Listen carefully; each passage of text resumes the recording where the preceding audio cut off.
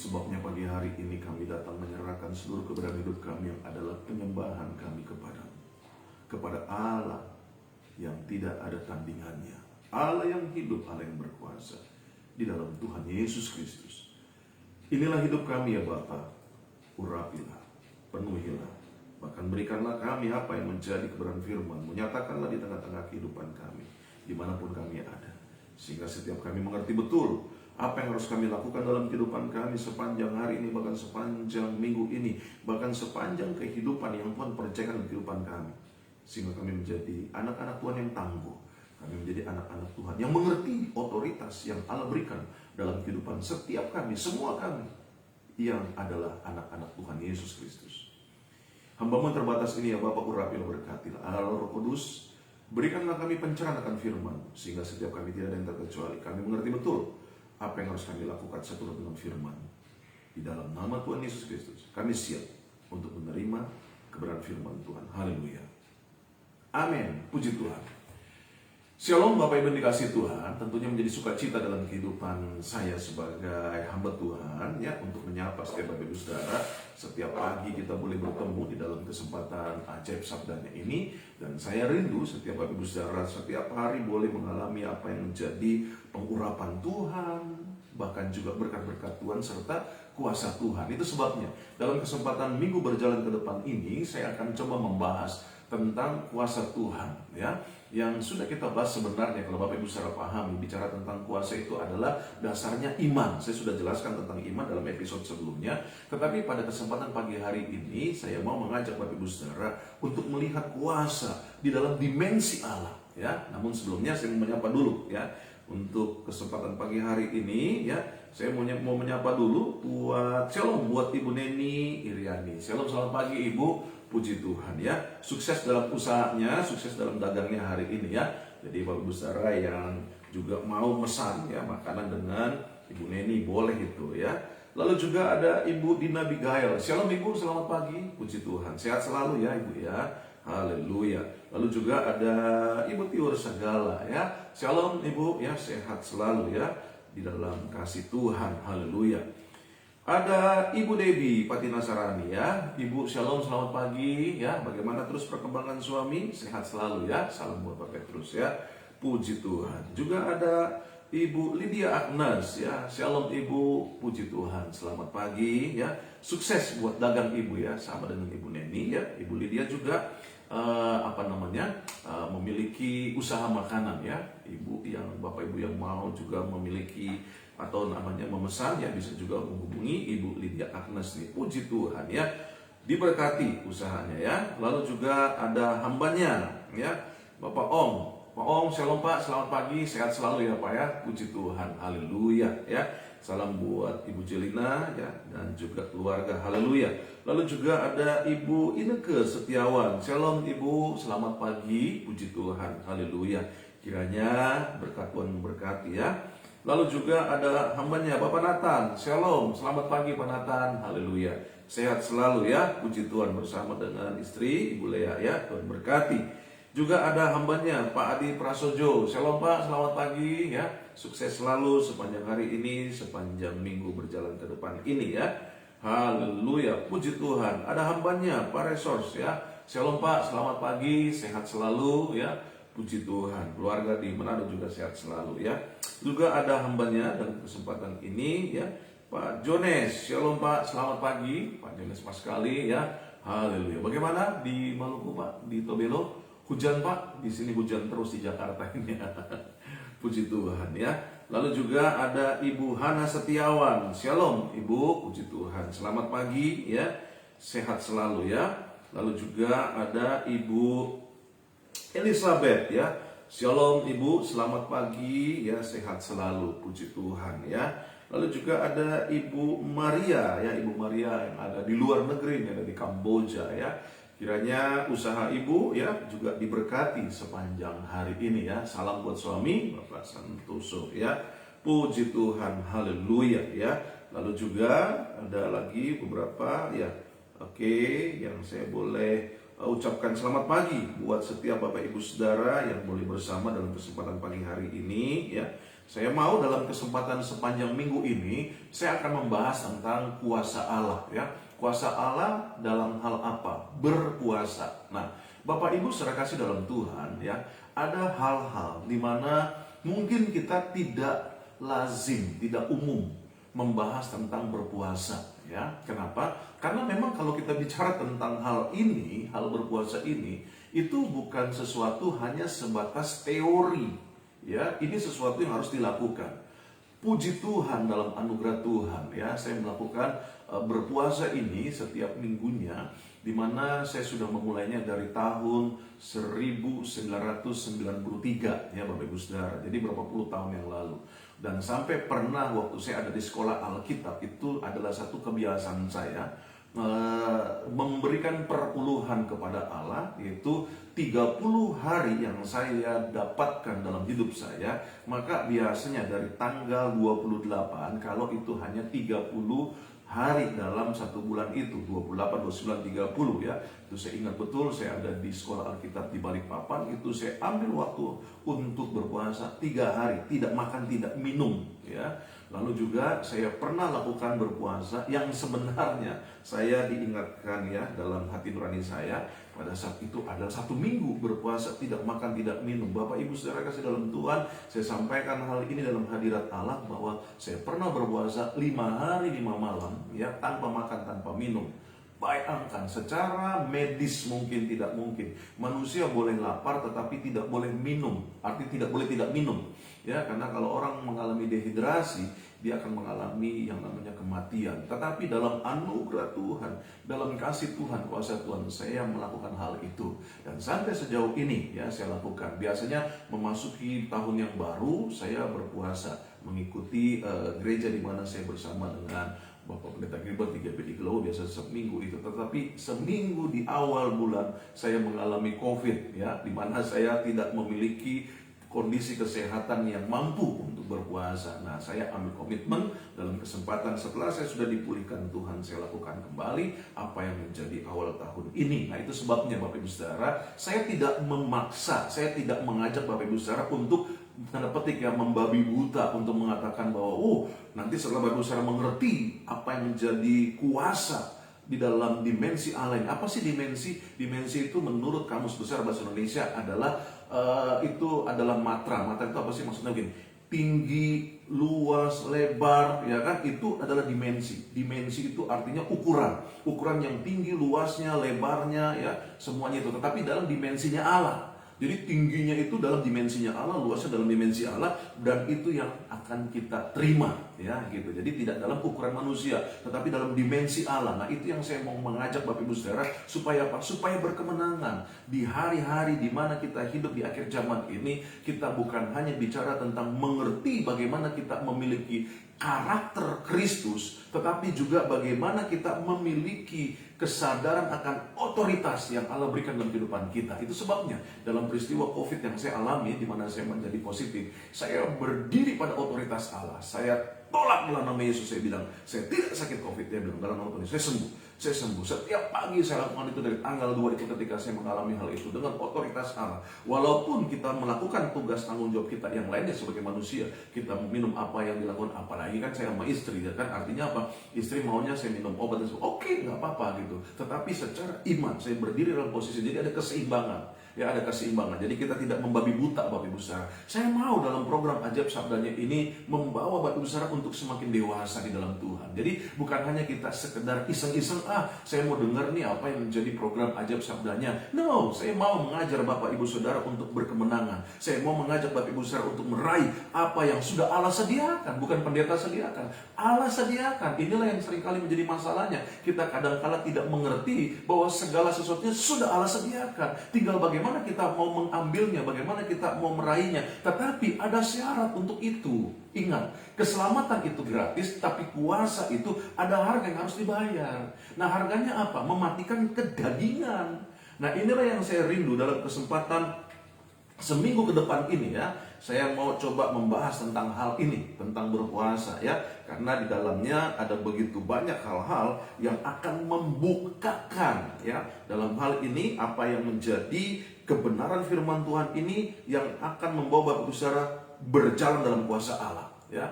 Itu sebabnya saya mau mengajak Bapak Ibu Saudara untuk melihat hal-hal dalam kehidupan kita, ya, bahwa ada hal lain, ada tingkatan lain di dalam otoritas, di dalam kuasa. Amin. Bapak Ibu Saudara mau berjalan dalam kuasa? Nah, nanti kita akan lihat, ya. Saya mau Bapak Ibu Saudara melihat dulu. Oke, kita melihat dulu, ya. Dalam satu peristiwa, ya, di dalam Matius 17 dulu. Nanti kita akan lihat di dalam Markus pasal 9, ya. Kita lihat dalam Matius pasal yang ke-17, ya. Matius pasal yang ke-17 mulai dari ayat yang ke-14. Oke, kita akan melihat, ya, di dalam Matius 17 ayat yang ke-14. Nanti saya akan jabarkan tentang berpuasa, bagaimana caranya berpuasa, apa kegunaannya puasa, lalu siapa-siapa puasa, lalu jenis-jenis puasa, jenis-jenis apa saja, dan jam-jam berpuasa itu dari jam berapa, ya. Nanti saya akan jelaskan. Nah, oleh karena itu Bapak Ibu Saudara begini, ya, saya mau interaktif nih buat Bapak Ibu Saudara. Tolong Bapak Ibu Saudara buat di dalam kolom komentar itu pertanyaan-pertanyaan berkaitan dengan berpuasa, ya. Nanti saya akan jawab, ya. Setiap kali Bapak Ibu Saudara saya, jadi supaya Bapak Ibu Saudara itu punya rasa interaktifnya itu tinggi juga, ya. Jadi tanya di situ, nanti tanya, saya akan jawab besok mungkin, ya. Kalau sekarang kan saya tidak mungkin bisa menjawabnya, tetapi itu adalah kesempatan. Dalam setiap pertanyaan-pertanyaan, saya akan mulai dengan menjawab pertanyaan-pertanyaan yang ada dalam kesempatan 1 minggu ke depan ini, ya. Karena pembahasan ini tidak hanya 1 hari, dan saya tidak mau hanya sekedar sebuah program yang oke, ini loh pengetahuannya, no. Tapi saya mau mengajak Bapak Ibu Saudara untuk ayo bagaimana hidup dalam kuasa Allah, ya. Karena itu yang penting buat saya begini, sebagai hamba Tuhan, ya kan. Yang saya katakan tadi, kenapa ini tidak lazim, tidak umum menyampaikan apa yang menjadi hal-hal berpraktek dalam hal berpuasa. Kenapa? Ini adalah tuntutan batin Bapak Ibu Saudara. Bagaimana seorang pendeta, seorang hamba Tuhan menyampaikan berpuasa kalau dirinya nggak pernah berpuasa? Sulit gitu loh, ya kan? Lo sama aja kalau saya mengalami COVID, lalu saya mau bicara tentang orang yang bicara tentang mengalami COVID, saya bilang, Bu, Pak, tetap kuat ya, tetap tenang ya. Bapak nggak ngerasain. Kalau saya nggak ngerasain, ini saya ngerasain sampai sesaknya dan sebagainya. Sehingga saya bilang apa? Ayo Pak, ayo Bu, bisa. Saya sudah melewati itu semua. Nah, hal yang sama pun saya lakukan. Dimana kalau kita bicara berpuasa, saya katakan tadi dari tahun 93 saya lakukan itu selama hidup saya, ya. Setiap hari Jumat saya ambil waktu untuk berpuasa, dan itu yang menjadi komitmen hidup saya. Nah, itu yang saya bilang, nanti apa tujuannya kita berpuasa, saya akan jelaskan sepanjang minggu ini. Jadi Bapak Ibu Saudara ikutin terus apa yang menjadi kebersamaan kita ini, supaya apa? Supaya Bapak Ibu Saudara tuh nggak jadi cengeng gitu loh, ya kan, dalam hidup, nggak jadi kalah terus dengan persoalan-persoalan, baik itu dalam dagang kita, bisnis kita, rumah tangga kita, kesehatan kita, dalam segala aspek hidup kita. Kenapa? Karena kita masuk dalam dimensi lain, dalam luasnya, dalam lebarnya, dalam tingginya kuasa Allah yang luar biasa, yang sudah diberikan kepada Bapak Ibu Saudara. Haleluya, ya. Makanya ada harga yang harus dibayar. Harganya apa saja? Nanti kita akan lihat harga pertobatan, harga kesungguh-sungguhan, harga komitmen. Itu semua akan kita bahas, ya. Mari, haleluya. Karena itu, ayo Bapak Ibu Saudara, kalau ada pertanyaan-pertanyaan, nggak apa-apa, tanya aja. Tetapi saya katakan tadi, ya, saya tidak akan menjawabnya pada hari ini. Jadi pertanyaan Bapak Ibu Saudara hari ini saya jawab besok. Lalu selanjutnya seperti itu. Oke, ya, supaya Bapak Ibu Saudara semakin kuat di dalam Tuhan. Saya nggak bisa kasih apa-apa loh buat Bapak Ibu Saudara, minta maaf. Tapi saya punya apa yang menjadi pemahaman firman Allah. Itu yang saya bagikan kepada Bapak Ibu Saudara. Supaya apa? Supaya Bapak Ibu Saudara berkemenangan. Supaya Bapak Ibu Saudara apa? Boleh melihat Allah itu luar biasa. Tuhan yang kita sembah itu bukan hanya sekedar sebuah slogan yang kita katakan Tuhan Yesus dasar, Tuhan Yesus luar biasa. Enggak, kita harus ngalaminnya. Amin. Puji Tuhan. Itulah yang menjadi tanggung jawab yang Tuhan taruh dalam hati saya dari hari kemarin ketika saya boleh bertanya apa yang harus saya sampaikan. Tuhan, ajarkan umatku, kata Tuhan, tentang bagaimana berjalan dalam kuasa-Ku. Itu yang menjadi pesan Tuhan. Makanya saya mau Bapak Ibu Saudara berjalan dalam kuasa Allah, ya, sehingga Bapak Ibu Saudara tidak perlu berharap dengan manusia, tidak berkata bahwa orang ini bisa tolong saya, cuma Tuhan Yesus yang bisa menolong kita, ya. Tetapi sebagai manusia yang bersifat sosial, bermasyarakat, kita perlu untuk adanya berinteraksi satu dengan yang lain. Tetapi bicara tentang kuasa, itu hanya Tuhan Yesus Kristus Kenapa? Saya gregetan Bapak Ibu Saudara. Saya sudah sampaikan di mana sudah dibukanya persekutuan, yaitu Dukun Nusantara, ya kan? Ini hal-hal yang tidak mudah buat saya sebagai hamba Tuhan yang memiliki tanggung jawab, memiliki beban. Bagaimana menghancurkan benteng-benteng musuh, bagaimana membukakan hal-hal yang disembunyikan oleh setan, ya kan?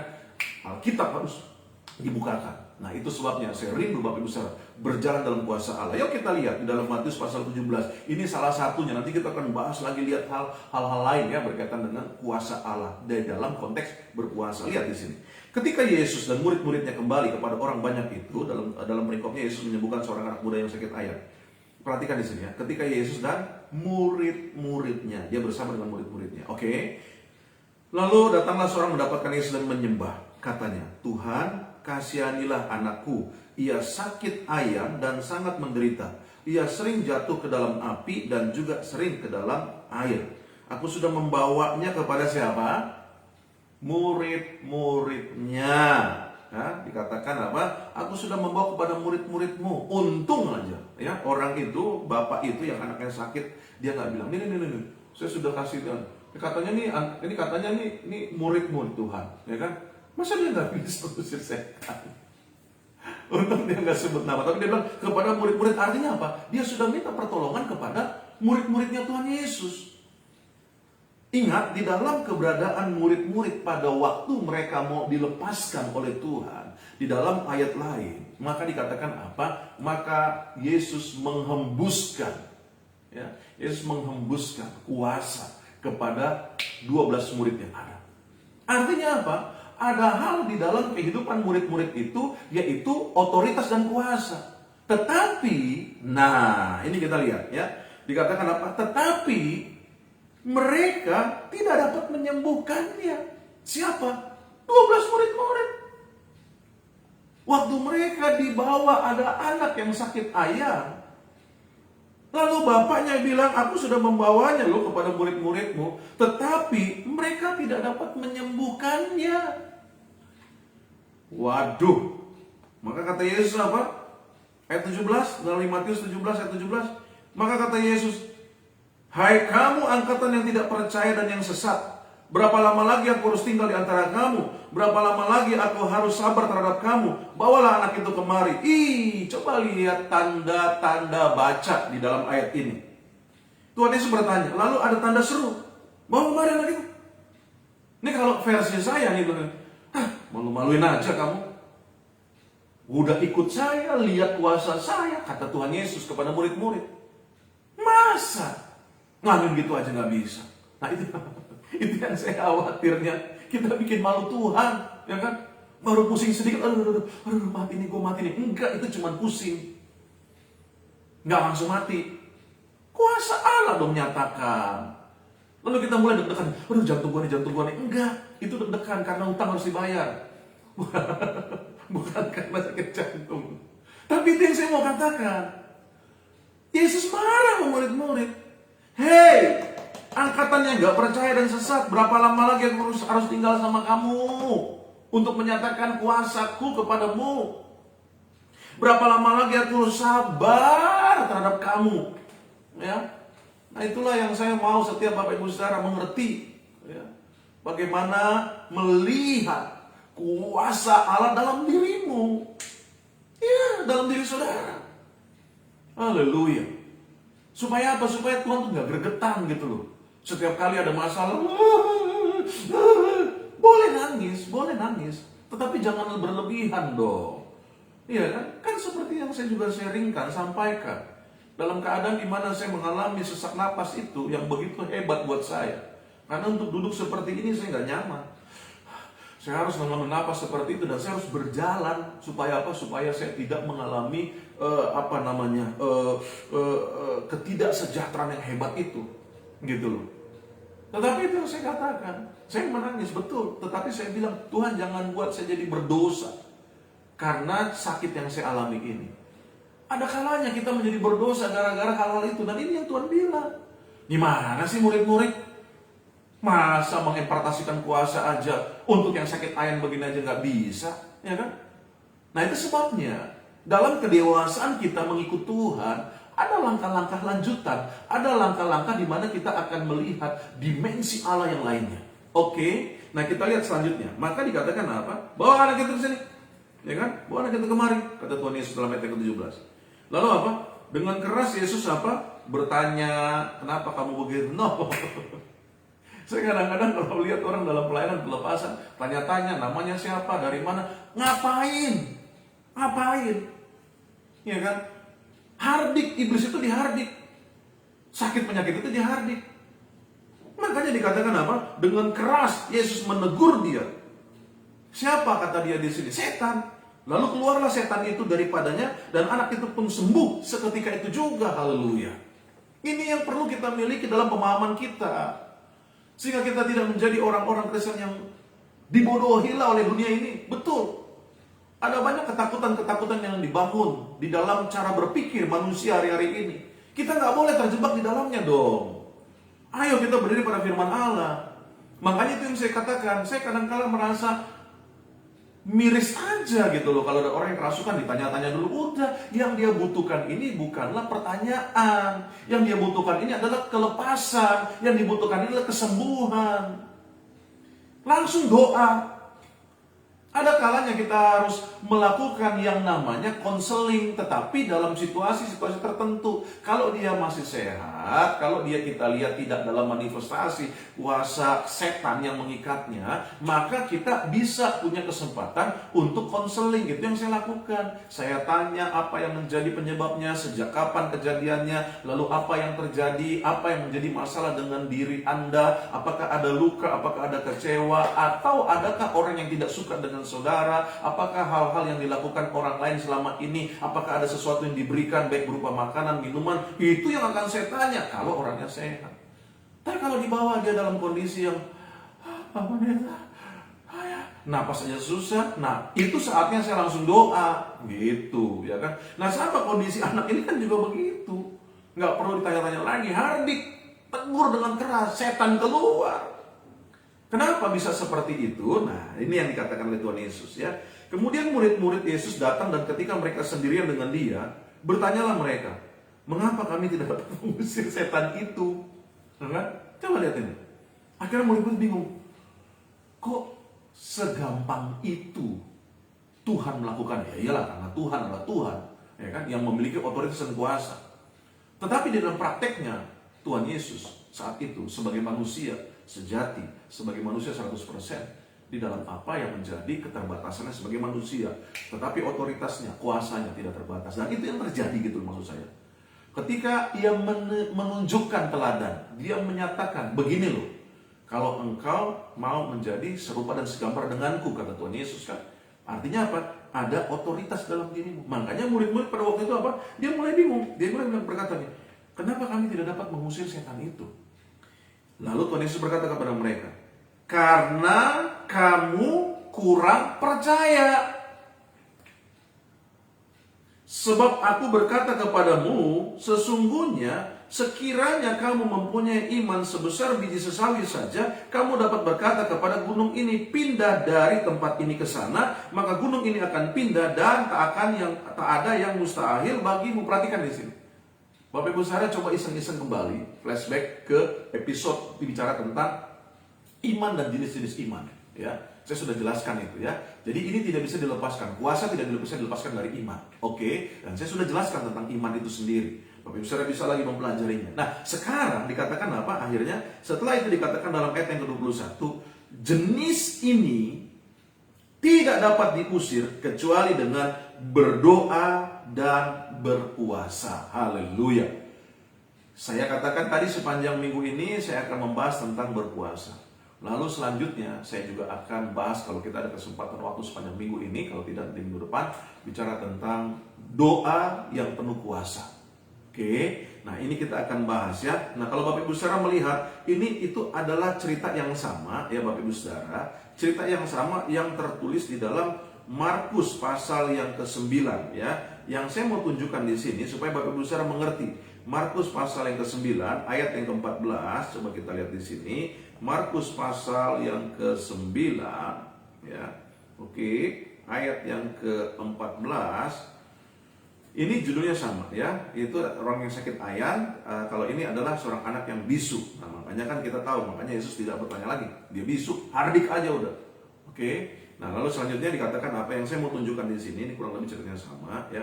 Maka di mana dikatakan ketika Yesus mengusir ya, apa yang terjadi, dia bermanifestasi. Oke. Nah, apa yang dikatakan di dalam ayat yang, nah ini lihat ayat 20 ya, dari Markus pasal 9. Lalu mereka membawanya kepadanya, waktu roh itu melihat Yesus, anak itu segera digoncang-goncangnya, dan anak itu terpelanting di tanah dan terguling-guling sedang mulutnya berbusa. Lalu Yesus menyatakan beberapa lama anak ini mengalami sejak masa kecilnya, dan itu yang sering terjadi ya kan. Dia bertanya tidak kepada orang yang pasien, tapi bertanya kepada orang tuanya. Nah, sekarang apa yang terjadi? Lalu Yesus menghardik. Lihat manifestasi, nanti itu dalam pembahasan lain ya. Saya akan membahas itu di dalam episode Abang Jago ya, tentang bagaimana setan itu dalam reaksi-reaksinya di dalam keberadaannya. Nah, saya tidak sedang membahas tentang itu, tapi yang saya mau tunjukkan Bapak Ibu Saudara supaya tahu sejarahnya ya. Oke, lihat ayat 29, Markus 9:29. Apa yang dikatakan di situ? Jawabnya kepada mereka, jenis ini tidak dapat diusir kecuali dengan berdoa. Bapak Ibu Saudara kasih dalam Tuhan, kalau Bapak Ibu Saudara pernah ke Israel melalui Mesir ya, di bawah itu ada kuil. Oke, ya, itu ada kuil di mana di dalamnya ada santo-santo yang di situ. Nah, pada waktu itu, pada abad itu, pada masa itu diketemukanlah skrip, ya, tulisan Alkitab di mana yang ada di dalamnya diketemukan di tempat sampah pada waktu itu, ya, dari skrip yang ada bahwa kata berpuasa itu dibuang, saudara. Itu yang terjadi. Makanya politik pada masa-masa itu, politik pada abad-abad itu berkaitan dengan hal-hal kegiatan gereja, karena itulah repotnya kalau gereja udah masuk ke dalam dunia politik ya. Apa yang terjadi itu begitu sangat luar biasa ya, kelakuan-kelakuan dari pemimpin-pemimpin rohani pada masa itu. Jadi Bapak Ibu Saudara, apa yang tertulis dikatakan kecuali dengan berdoa dan berpuasa itu dipotong ya, itu dibuang. Bayangkan, tetapi puji Tuhan, bukan hanya Markus yang membahas itu, tetapi juga Matius, Lukas juga membahas. Dan itu dituliskan, berdoa dan berpuasa. Inilah hal-hal yang saya katakan, bicara tentang kekuatan-kekuatan Allah, itu dipotong, disunat. Iya, makanya saya bahas tentang kitab Henokh. Kenapa? Ada kepentingan bangsa Romawi, kekaisaran Romawi pada masa itu. Sehingga hal-hal yang berkaitan dengan kuasa supranatural Allah, itu semuanya kalau bisa dipapas, kalau bisa itu dibuang. Supaya apa? Supaya orang Kristen itu tidak masuk dalam dimensi Allah yang penuh kuasa, yang penuh otoritas. Sehingga gampang dikendalikan, gampang ditundukkan. Karena kalau dia hidup di dalam kuasa Allah, tidak dapat dikalahkan, tidak dapat ditundukkan. Nah, ini yang dilakukan oleh pemerintahan kekaisaran Romawi pada masa itu. Mereka mencoba membabat habis hal-hal yang berkaitan dengan kuasa Allah. Ngeri ya Bapak Ibu Saudara. Tetapi di sisi lain kita yang hidup di masa sekarang ini, ayo kembali bangkit. Tunjukkan kuasa Allah atas kehidupanmu. Sehingga engkau tidak menjadi orang-orang Kristen yang sama seperti di masa sebelum ini. Ya, mereka akhirnya ditaklukkan dengan apa yang menjadi kekuatan daripada kekaisaran Romawi pada masa itu. Nah, oleh karena itu saya mau dalam tanggung jawab yang Tuhan percayakan dalam kehidupan saya, bahwa Bapak Ibu Saudara memiliki pemahaman yang benar tentang berpuasa itu sendiri. Haleluya, puji Tuhan. Baik, saat ini kita masuk ya. Kan saya sudah bilang, ini Bapak Ibu Saudara jangan cepat-cepat juga ya kan. Saya mau dasarnya dulu, pondasinya dulu saya sampaikan buat Bapak Ibu Saudara, supaya Bapak Ibu Saudara nanti mengerti hal-hal yang berkaitan dengan puasa ya. Oke, nanti kita akan lihat puasa dalam perjanjian lama, puasa dalam perjanjian baru ya, gitu. Supaya apa? Supaya kita tahu bahwa inilah hal-hal yang bisa kita pelajari di dalam kebenaran firman Tuhan. Oke, kita lihat dulu ya, puasa-puasa di dalam perjanjian lama ya Bapak Ibu Saudara ya. Nanti kita akan melihat lebih jauh lagi tentang bagaimana caranya dan sebagainya dan sebagainya. Oke, puasa yang dilakukan oleh Musa ya. Nah, Bapak Ibu Saudara kasih dalam Tuhan, kalau Bapak Ibu Saudara searching ya di dalam Alkitab Bapak Ibu Saudara, yang kalau menggunakan iPad ataupun juga handphone ya, ketik saja di situ berpuasa, itu ada begitu banyak ya. Nah, salah satunya yang Allah tekankan dalam Imamat pasal yang ke-16 ayat yang ke-29 ya, dikatakan demikian. Inilah yang harus menjadi ketetapan untuk selama-lamanya bagi kamu, yakni pada bulan yang ke-7, pada tanggal 10 bulan itu, kamu harus merendahkan diri dan berpuasa, dan janganlah kamu melakukan sesuatu pekerjaan baik orang Israel asing maupun orang asing yang tinggal di tengah-tengahmu ya. Nah, ini adalah hal yang dikatakan, bahkan dalam ayat 31 dikatakan apa?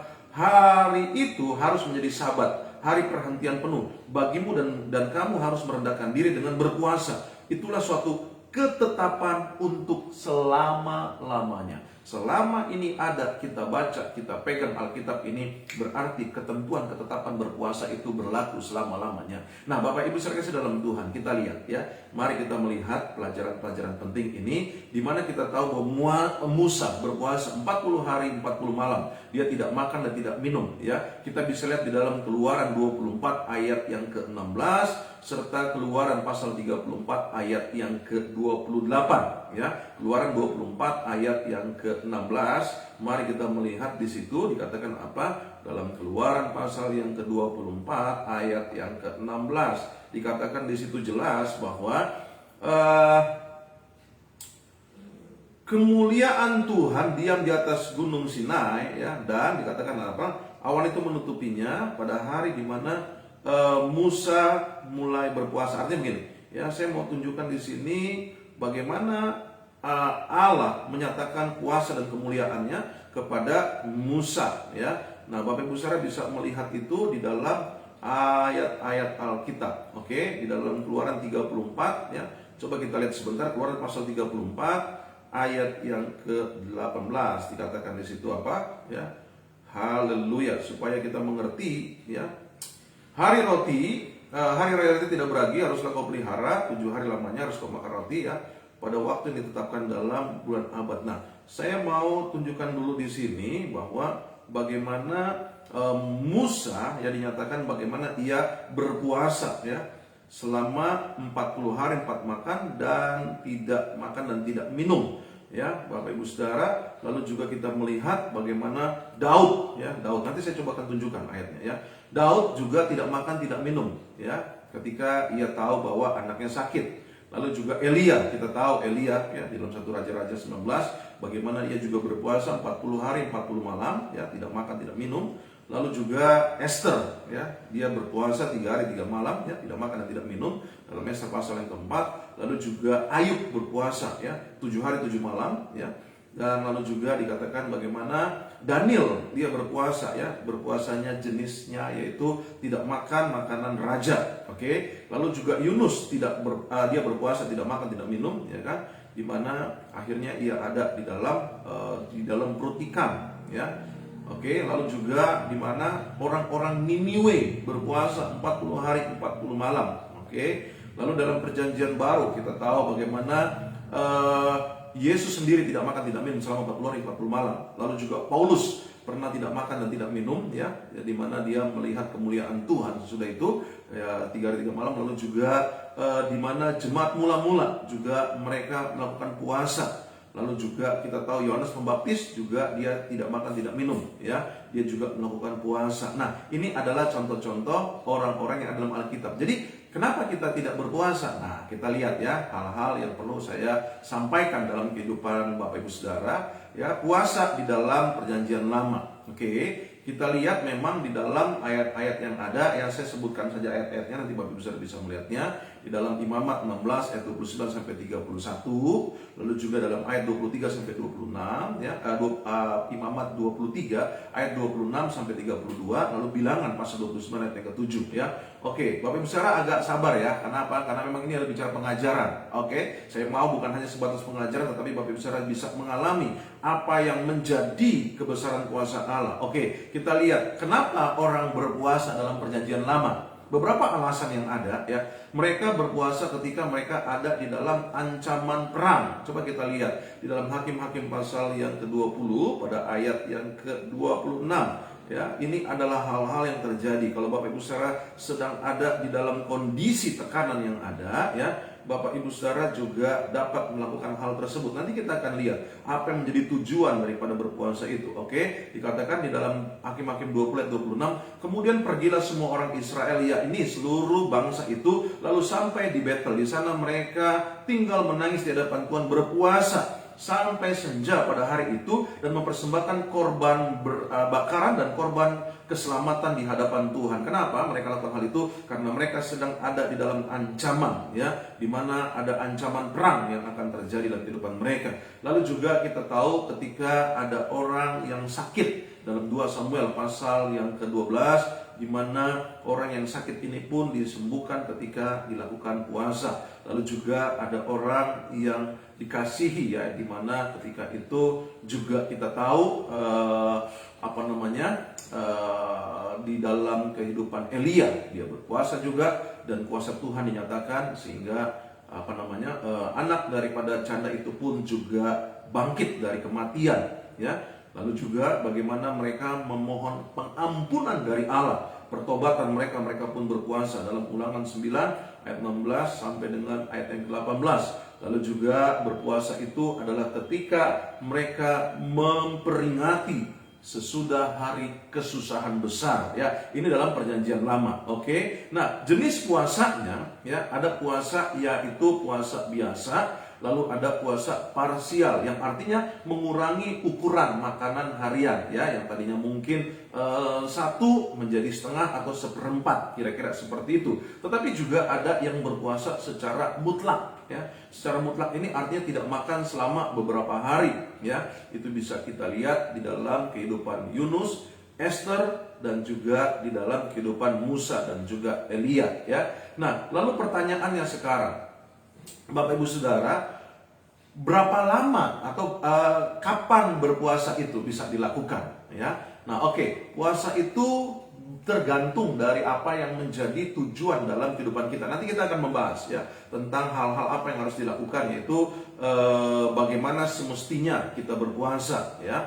Lalu juga apa yang harus dilakukan sebagai langkah-langkah untuk kita berpuasa, ya. Nanti kita akan bahas, itu yang saya menjadi komitmen saya sepanjang minggu ini, kita akan membahas tentang hal berpuasa. Tetapi yang saya mau tanyakan, yang mau saya sampaikan dulu adalah kita mau melihat bagaimana lamanya berpuasa. Bapak Ibu Saudara, bicara tentang lamanya berpuasa itu tergantung dari kebutuhan kita, ya Bapak Ibu Saudara. Nah, Bapak Ibu Saudara harus mengerti. Lihat, kenapa dikatakan begini? Umumnya mereka berpuasa itu antara dari jam makan malam sampai besok sore. Besok sore itu jam berapa? Jam 6 sore. Kenapa jam 6 sore? Ya, kalau saudara-saudara kita dari Muslim, ya kan, mereka juga tutup puasa mereka itu, buka puasa mereka itu adalah jam 6 sore. Ya, istilah kita itu bukan buka puasa, Bapak Ibu Saudara. Tutup puasa. Jadi begini, puasa kita mulai dari kapan? Dari mulai makan malam. Ya, dari mulai makan malam, terus kita tidak sarapan, tidak makan siang, sampai sore jam 6. Pertanyaannya, kenapa harus jam 6? Oke, jam 6 itu di dalam tradisi ataupun dari kebiasaan bangsa Israel pada waktu itu, 6 sore itu adalah hari yang baru. Ya, kalau kita pakai kalender kalender internasional, yaitu pergantian hari itu jam 12 malam. Ya, jam 12 malam itu tandanya bahwa itu sudah berganti hari. Tetapi untuk tradisi Yahudi, pergantian hari itu jam 6 petang, jam 6 sore.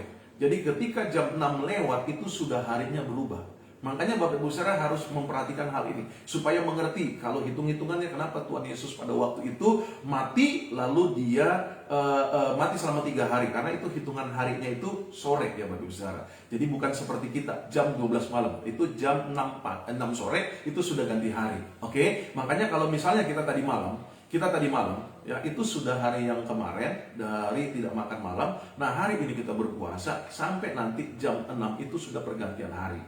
Jadi jelas itu adalah bicara tentang 1 hari, ya. Jadi setiap kali pergantian harinya itu jam 6 sore. Ini kebiasaan atau hal yang dilakukan oleh orang-orang Yahudi pada masa itu, dan juga biasanya dipakai oleh kita yang biasanya yang beraliran karismatik ataupun juga Pentakosta, ya, itu jam 6 sore. Tetapi kalau Bapak Ibu Saudara baru memulainya, saya tidak memaksa Bapak Ibu Saudara secara ekstrim, oke? Kalau Bapak Ibu Saudara baru memulainya, maka Bapak Ibu Saudara harus dengan kemampuan fisik Bapak Ibu Saudara. Oke, kalau Bapak Ibu Saudara saat ini sedang sakit atau sedang dalam terapi obat, ya Bapak Ibu Saudara jangan dulu ambil kesempatan itu.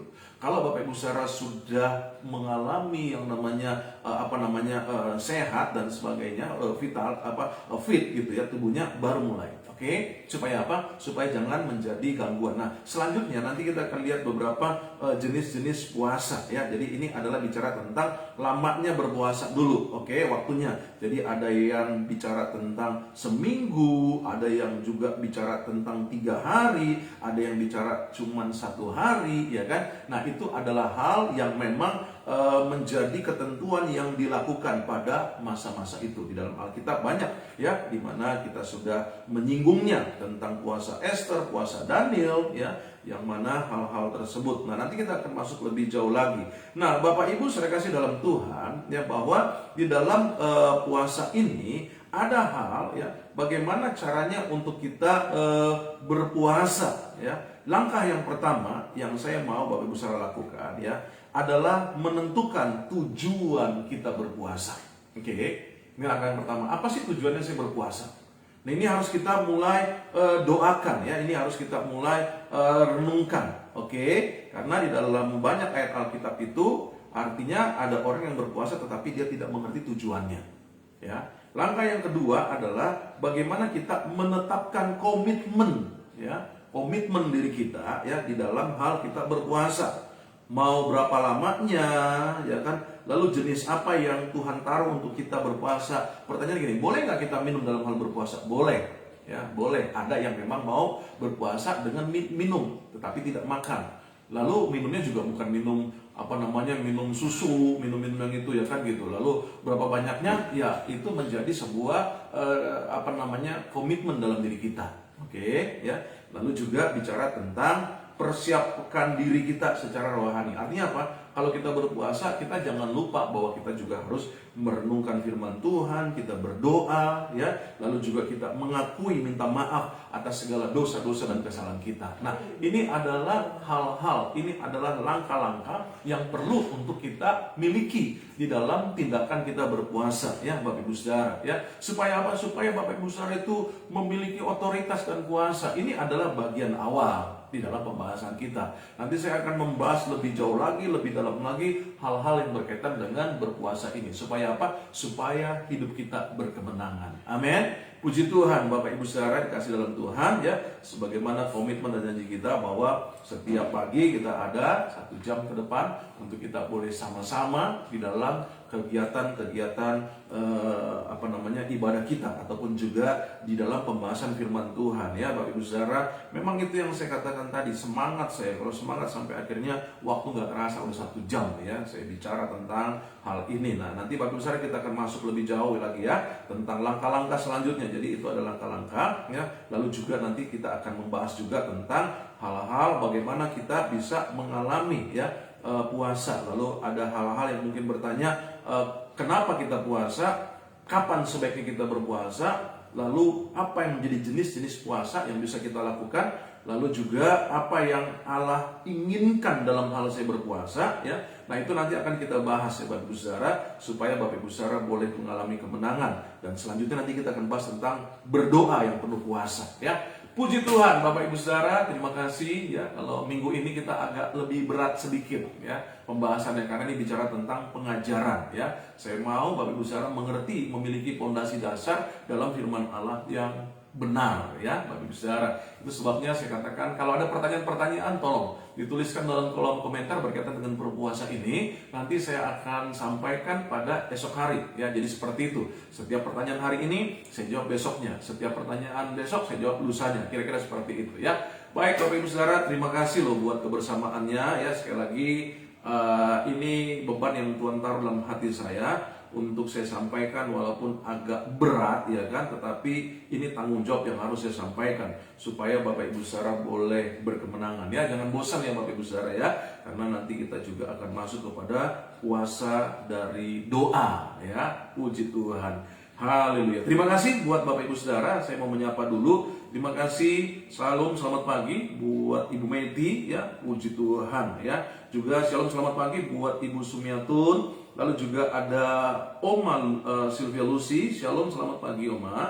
Lalu juga ada Ibu Fanny Van ya. Shalom, selamat pagi. Dan juga Bapak Arnold. Shalom, selamat pagi Pak. Puji Tuhan ya. Lalu juga ada Bapak Devri Setiawan, Shalom, selamat pagi. Dan juga ada Bapak Iwan Asan, Shalom, selamat pagi ya. Puji Tuhan ya, saya senang bersama dengan Bapak Ibu Saudara.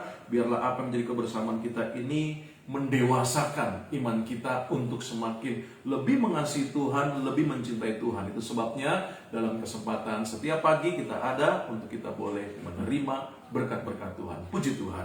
Kita akhiri kebersamaan kita pagi hari ini. Kita berdoa, haleluya. Bapak, terima kasih buat anugerah-Mu dalam kehidupan kami. Di kesempatan pagi hari ini kami boleh ada dan kami imani hal-hal baik menyertai kehidupan kami sepanjang hari ini. Hamba berdoa, diberkatilah dagang, usaha, bisnis, pekerjaan, atau hal-hal lain yang dilakukan oleh setiap Bapak Ibu Saudara sepanjang hari ini. Bahkan sepanjang minggu ini kami imani hari ini hari berkat, hari mujizat, hari pertolongan Tuhan. Kami imani minggu ini minggu berkat, minggu mujizat, minggu pertolongan Tuhan. Berkati setiap Bapak Ibu Saudara dalam kesungguh-sungguhan, dalam kesetiaan mereka yang ada. Terima kasih Bapak. Jagai belas kasihan-Mu turun atas kesehatan mereka, sehingga mereka tetap sehat sepanjang hari ini, sepanjang minggu berjalan ke depan ini. Hal-hal baik yang daripada Tuhan turunlah dalam kehidupan setiap Bapak Ibu Saudara yang ada. Mereka memiliki kekuatan baru untuk mereka melakukan apa yang menjadi kebenaran firman Tuhan yang boleh hamba sampaikan pagi hari ini. Bertindak dalam puasa yang ada. Terima kasih Bapak di surga. Akhirnya hamba juga berdoa kiranya Tuhan juga memberkati buat keluarga rumah tangga mereka, suami mereka, istri mereka, anak-anak mereka, bahkan juga anak mantu, cucu, dan juga orang tua mereka yang ada. Dalam nama Tuhan Yesus, hamba melepaskan doa berkat dalam kehidupan setiap Bapak Ibu Saudara yang ada. Akhirnya kami juga berdoa, berkati gereja-gereja Tuhan di mana-mana tempat. Berkati juga buat hamba Tuhan yang melayani di mana-mana tempat. Terima kasih Bapak di surga. Kami juga berdoa memberkati buat negeri dan bangsa kami Indonesia. Ke dalam tangan Tuhan yang kuat kami serahkan. Berkati Indonesia, berkati Bapak Presiden, Bapak Wakil Presiden, berkati para menteri, para kepala daerah. Berkati juga Tuhan untuk TNI, Polri, Panglima maupun juga Kapolri yang ada. Berkati buat para medis, dokter, dan juga perawat, bahkan juga suster dan juga brother yang ada. Dalam nama Tuhan Yesus, kiranya mereka pun sehat selalu dalam menangani setiap pasien-pasien COVID yang ada. Kalau ada di antara kami, baik itu keluarga, saudara, sanak famili kami, ataupun kami sendiri yang saat ini juga terpapar virus corona, Tuhan kuatkan setiap hati mereka yang ada, sehingga mereka tidak gentar, tidak takut dengan apa yang terjadi, tetapi mereka boleh mengalami mujizat, mereka boleh mengalami kesembuhan. Karena itu yang kami pegang di dalam firman-Mu, bahwa hati yang teguh, hati yang sukacita, hati yang gembira adalah obat dalam kehidupan kami yang ada. Terima kasih Bapak di surga. Berkati setiap mereka yang saat ini sedang ada dalam isolasi mandiri, Tuhan sembuhkan mereka. Bahkan kalau ada yang saat ini dirawat di rumah sakit karena terpapar virus corona, Tuhan sembuhkan mereka dalam nama Tuhan Yesus Kristus. Terima kasih Bapak di surga. Akhirnya Bapak Ibu saudara kasih dalam Tuhan, ingatlah bahwa sesungguhnya Allah itu baik. Sekali-kali Ia tidak pernah meninggalkan kita. Ia menyertai kita sampai kesudahan akhir zaman. Arahkan hatimu kepada Tuhan.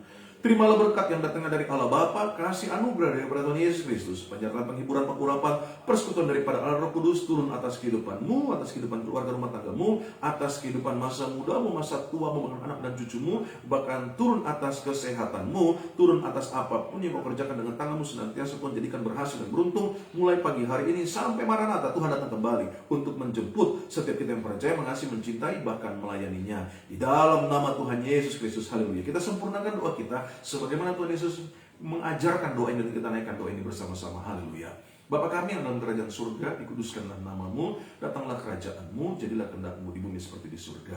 Berikanlah kami pada hari ini makanan kami yang secukupnya, dan ampunilah kami akan segala kesalahan kami, seperti kami juga mengampuni orang bersalah kepada kami. Dan janganlah membawa kami ke dalam pencobaan, tetapi lepaskanlah kami daripada yang jahat, karena Engkau yang punya kerajaan dan kuasa dan kemuliaan sampai selama-lamanya. Haleluya. Amin. Puji Tuhan. Bapak Ibu saudara dalam Tuhan, ingat bahwa Yesus Kristus Tuhan. Yesus Kristus tetap Tuhan. Yesus Kristus selama-lamanya Tuhan. Hanya Tuhan Yesus Kristuslah satu-satu jalan keselamatan untuk kita sampai dan masuk ke surga. Imani hari ini hari berkat, hari mujizat, minggu ini minggu berkat, minggu mujizat. Sukses menyertai Bapak Saudara. Tuhan Yesus berkati. Shalom.